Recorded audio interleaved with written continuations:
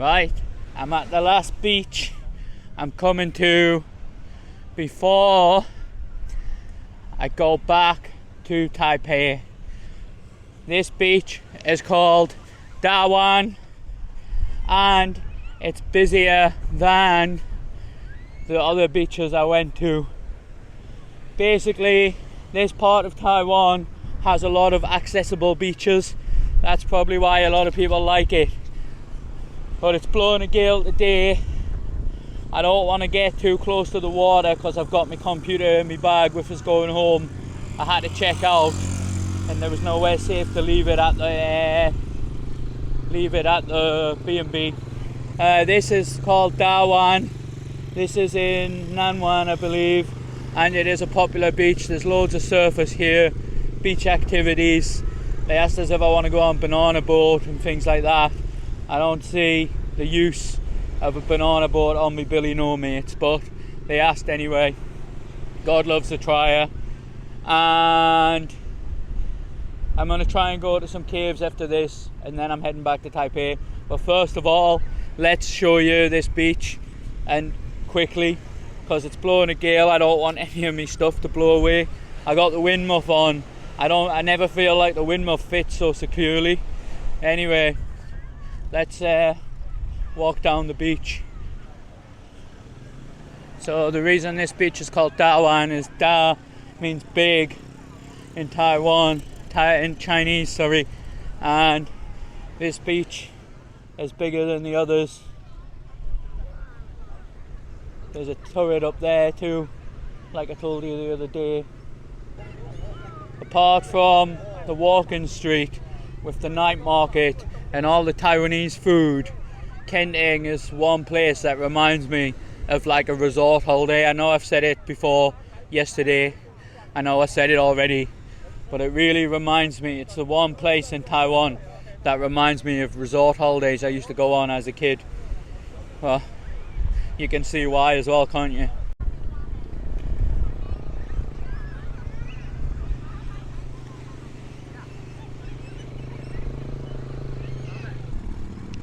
When I walked down that way there behind us, I walked there first. I walked nearer the sea, but now I'm walking this way. I'm keeping further away from the sea. There's kids throwing sand and all sorts. Oh, it's blowing a gale here, man. Right, I'll show you a little bit more, then I'm going back to the scooter. It's so windy. Something on the beach keeps digging my foot as well, but I think it's like the little shells or the shingle or whatever it is that some beaches have. There's bars and that up here, look.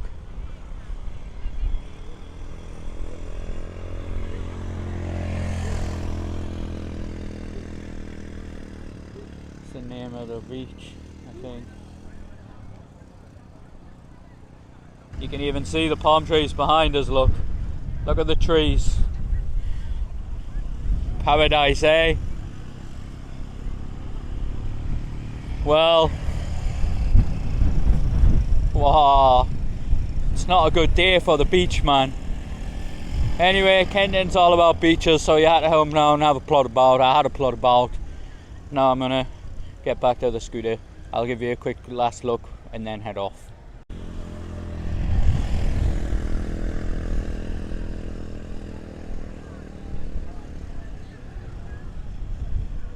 Let's see if I can wash my feet, find myself back to the scooter, putting the camera away now, but I am going to try and see if I can see a couple of caves before I go home.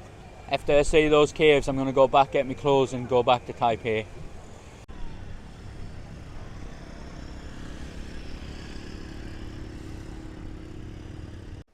Right, I've got to the last place I'm probably coming to in Kenting. This is called Kenting Forest Recreation Area. It was 150 to get in. It's got a load of interesting things here that I found on the map. It's huge. When I looked on the map, I thought you could just drive the scooter from location to location, but you got to walk it, so it could take us up to an hour at least here, I think. They've got 16 things to see. not everything will be worth seeing, but what I really want to see, the reason I come here is they've got a few caves that looked really cool, so I'm looking for those caves. And they've got an ape cliff, more monkeys. The weather is quickly changing, so I'm going to try and hurry up a bit.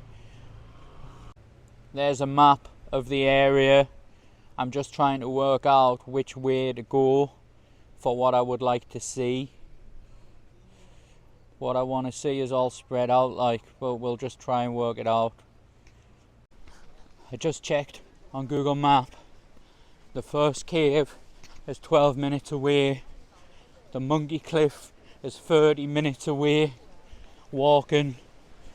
So I'll try my best to get to all of them, but after each point I'm gonna have to assess the weather because it's rapidly changing, I can tell.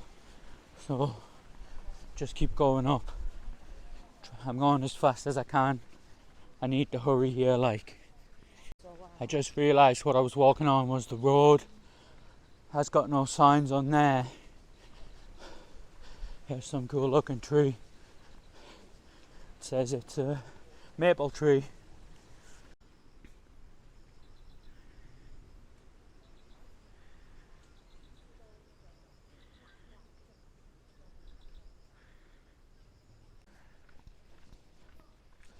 So this is Kending National Forest area.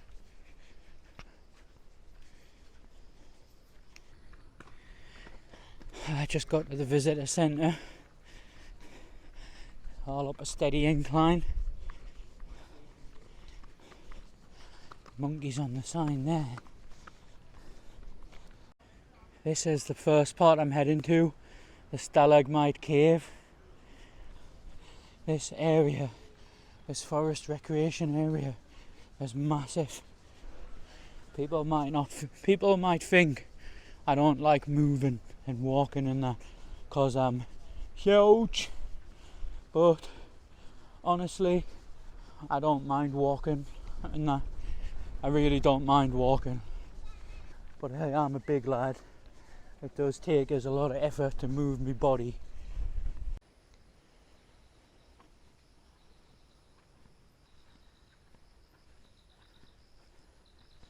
So the Stalagmite Cave is on this left apparently. Here we go. Let's get down here. Alright, I got to the first spot. I couldn't find it because it has no signpost on the outside and it's just a wall. You got to go down. Be careful for slippy. God. It's like somewhere someone would kill someone, this. How creepy does that look? Down there. Anyway, that's where I'm going. Creepy or not. I know I said I don't mind walking, but I put in all the effort, so in I go. It looks even creepier now. The way is completely blocked off. Like, look at that. It's totally closed.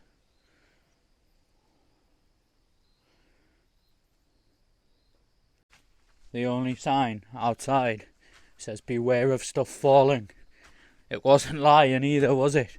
There's shit everywhere, man. Just to show you that I'm not lying, look. There's no getting in there.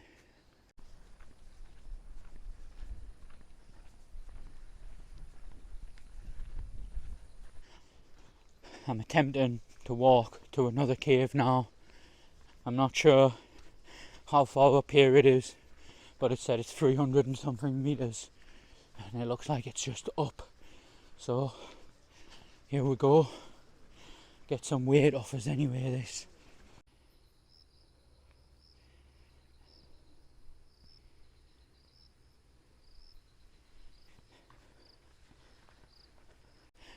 I just looked at my phone. It says 6 minutes up here.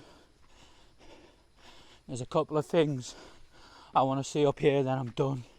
I'm heading back. I noticed not many people are making the trek this way. I only saw 2 people so far. It's lethal in the south, man. Watch out for snakes, wasps and centipedes. Lovely. Got ideal footwear for snakes and centipedes, haven't I? Also, it said there's monkeys, deers and squirrels up here. Oh, so far all I've seen is one squirrel, like.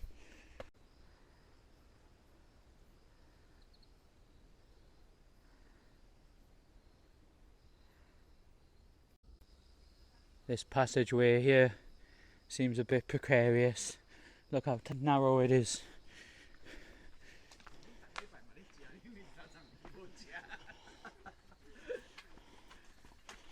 Rocks and all, isn't it? Shishi. Why, that's narrow. Right, I found the cave. This one's called the Fairy Cave. This one isn't blocked, you can go inside. So I'm going to go in now and take a look at it. It's steep and slippery, and you have to watch out for falling rocks. So let's get in there and check it out.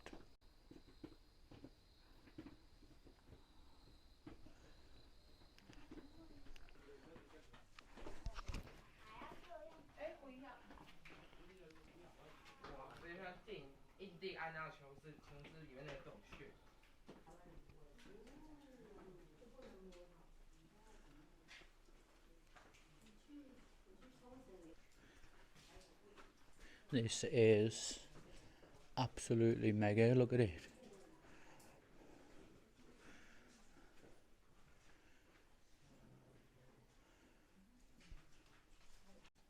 I'm glad I come here now. I was going to skip this, but it is absolutely massive inside. The cave is huge and it's just insanely good. It's called the Fairy Cave. Says this is a stone waterfall up here. You can see it looks a little bit like a waterfall. I wonder if it was a waterfall or not, or it just looks like it.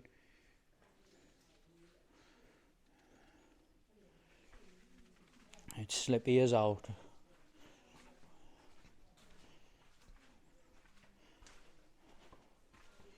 Oh, you haven't got to climb under that, have you?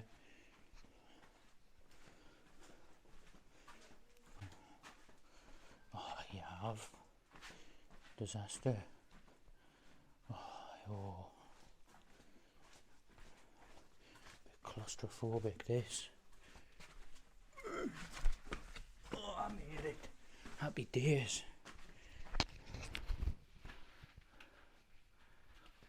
It is wild in here, like. I'm not exactly the tallest and I'm bent reed hour.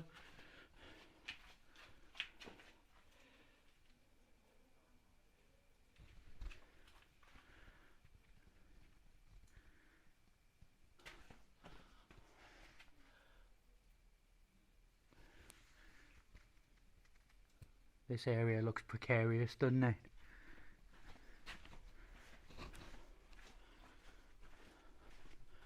This must be the way out now. Look how thin that is. Does it know how fat I am? Oh, it's a tight squeeze, this, like. Oh! No way.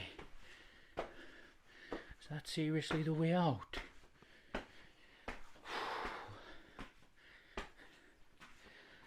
Starting to question coming in here now. I'm going to go back the way I come. I can't fit through there. I'm just going to have to go back the way I come. There's no way I'm getting through that little hole. Well, it's been good to see this, but all the little holes in that to pass through, they're getting smaller and smaller, and I'm not dealing with it very well. Like this bit here, oh, God's sake. Oh. So, I think you're only meant to go one way around, like, but there's no way I'm fitting through that end bit.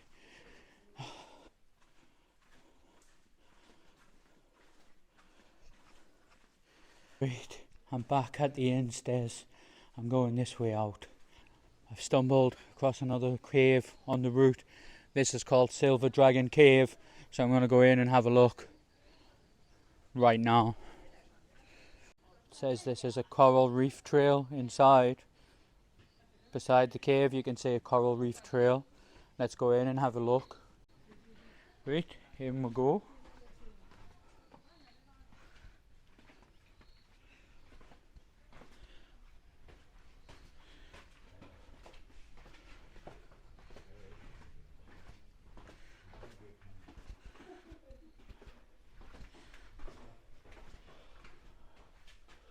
Oh, is that the coral reef, look?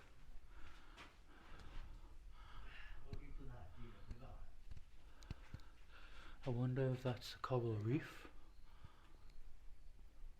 You can see in these caves, like. Oh, look how narrow that is, man. Can I fit? Oh, we're gonna find out. I'm gonna just try and squeeze through. Alright. I took my bag off my back and we're gonna just squeeze right through. Oh, that's narrow, that. Could never get through there with my bag on my back.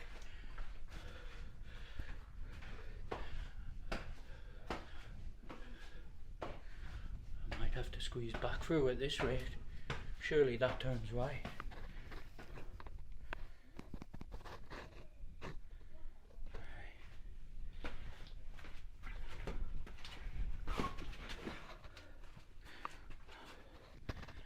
These caves are fun, but I'm too bloody fat for them, man. I cannot leave without getting to an exit of at least one, and I succeeded on this one. Boy, that was narrow. I'm at the exit. I can put the bag on my back now. Oh. I'm not built for squeezing through caves, me, like I'm massive. Put my bag on my back. Look how tiny the exit is. I'm gonna have to get it back off. That is a tight squeeze, that. Right, this is the last bit. I'll otherwise squeeze all my way back through. I'd rather just squeeze through this bit. Oh, look how narrow it is. I literally fill the whole gap. Ooh. Oh, that's a squeeze and a half, that. Get in. I did it. Oh, I couldn't have got through the last one, like. That was good, that. I feel like you need to be smaller than me to squeeze through caves, like. That was hard work. There's the little gap I just squeezed out of, look at it.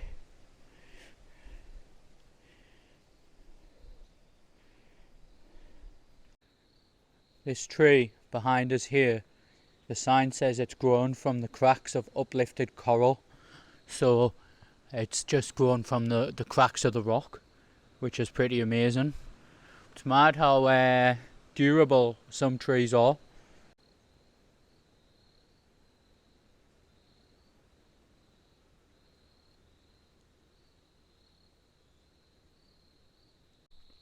I just arrived at probably my last point in this park because I need to get back to the scooter. This is called the Cliff of the Apes. I heard a couple of monkeys, but I haven't seen any.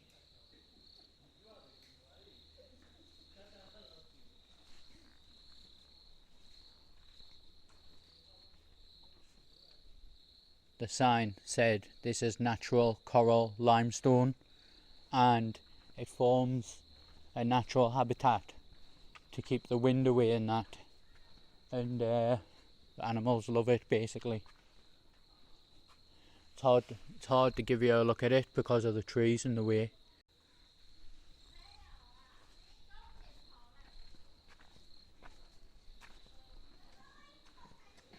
Why, that is it for me. I'm going to start heading back through this.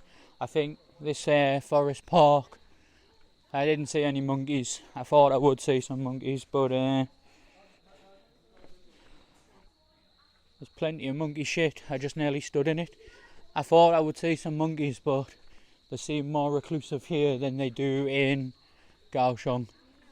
So I'm gonna head back. This park has been great. It's huge. I thought 150 to get in a park was a bit weird, but it's massive, and the path around and the signs are well maintained. It's easy to find everything. As for Kenting, is it worth coming to Kenting in 2023 or 2024? Whenever you watch this video, you might watch it in 2024.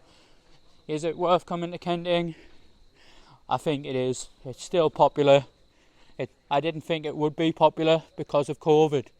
I thought it would be ruined, but it is popular, and there's a lot of people here, and I think it's worth it.